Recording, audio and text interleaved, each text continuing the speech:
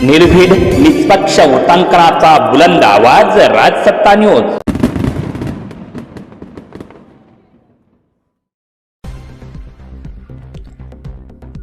33 वर्षांपासून निर्णय लागेना, बिरेवाडीच्या शेतकऱ्यांवर उपोषणाची वेळ। गेल्या 33 वर्षांपासून भूमी अभिलेख कार्यालयाच्या अधिकाऱ्यांना जमिनी एकत्रीकरणाच्या दुरुस्तीवर ठोस मार्गच निघत नसल्यानं संगमनेर तालुक्यातील साकूरजवळील बिरेवाडी येथील नवनाथ मोठ्या भाऊ ढेमरे, पंढरीनाथ भाऊ ढेमरे, योगेश सुभाष ढेमरे, सुनील सीताराम ढेमरे, संदीप भानुदास ढेमरे या शेतकऱ्यांनी थेट संगमनेर येथील भूमी अभिलेख कार्यालयासमोर शनिवारी दिनांक 24 जानेवारीपासून आमरण उपोषणाला सुरुवात केली आहे। जोपर्यंत यावर ठोस निर्णय लागणार नाही तोपर्यंत आम्ही आमरण उपोषणावरून उठणार नसल्याचा आक्रमक पवित्रा उपोषणकर्त्या शेतकऱ्यांनी घेतला। त्यामुळे आता भूमिलेख अधिकाऱ्यांसमोर एकच प्रश्न पडला आहे।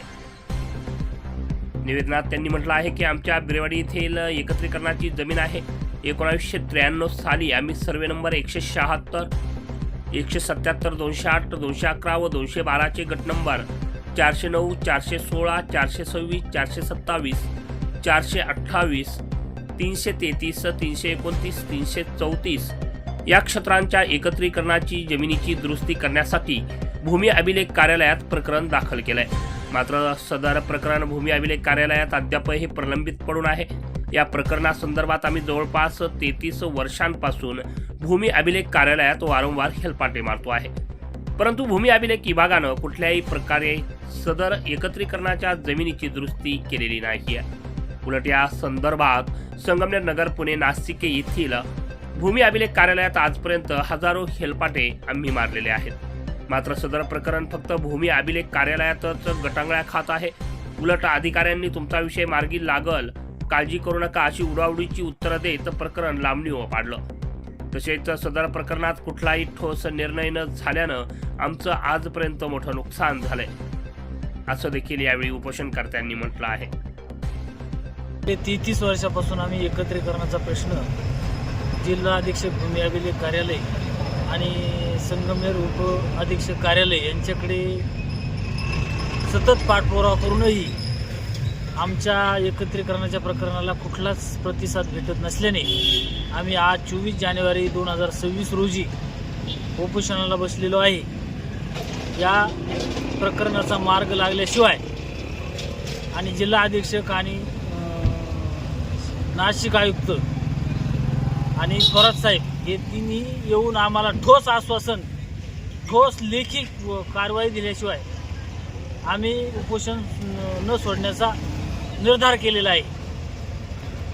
तुमचा नेमकी मुद्दा काय आहे याच्यात? एकत्रीकरणाचा जो तुमचा मुद्दा आहे याच्यातला काय विषय आहे तुमचा?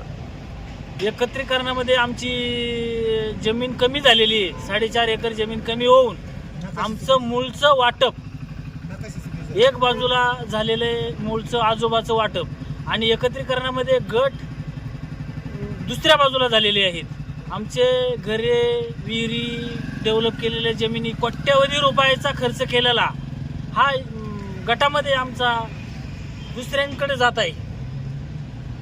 मग या संदर्भात भूमी अभिलेखने तुम्हाला काही असे काही या अगोदर काही उत्तर दिली की किंवा लेखी वगैरे काही याच्यात काही असं करू वगैरे? आम्ही गेली जवळजवळ 33 वर्षापासून यांचे उंबरठे झिजून आम्ही प्रत्येक वेळेस सांगताय होतंय तुमचं प्रकरण, मार्गी लावतोय आम्ही, पण कुठल्याही पद्धतीने आम्हाला असा ठोस निर्णय दिलेला नाही त्यांनी। तुमचं आता 26 जानेवारी आहे, परवा दिवशी आता तुम्ही उपोषणाला बसले आहेत, तुम्हाला आज या संदर्भात नोटीस पण दिलेलं आहे, या संदर्भात काय सांगाल? आम्हाला 26 जानेवारी जरी असेल पण आम्हाला ज्यावेळेस समजा अधिकाऱ्यांचा ठोस लेखी आम्हाला लेखी स्वरूपाचं आश्वासन भेटेल त्याच वेळेस आम्ही उपोषण मागे येणार आहे। तोपर्यंत आम्ही फार जीव गेला तरी उपोषण मागे घेऊ शकत नाही।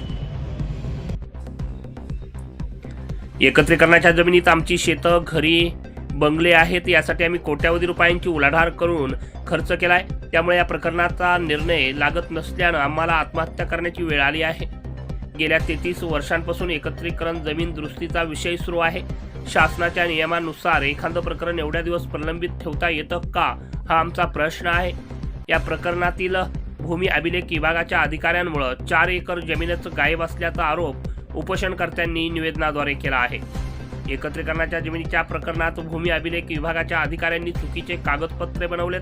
आजपर्यंत अधिकाऱ्यांना या प्रकरणात काहीच सोल्युशन निघत नसल्यानं आम्हाला यात मोठा संशय येतो आहे. कारण अधिकारीच यात जबाबदार असल्याचं प्रथमदर्शनी दिसून येत आहे. त्यामुळे संबंधित अधिकाऱ्यांनी शासन स्तरावर सखोल चौकशी करण्यात यावी असे दिलेल्या निवेदनात म्हटलेलं आहे. रासत्ता न्यूज ब्युरो, संगमनेर.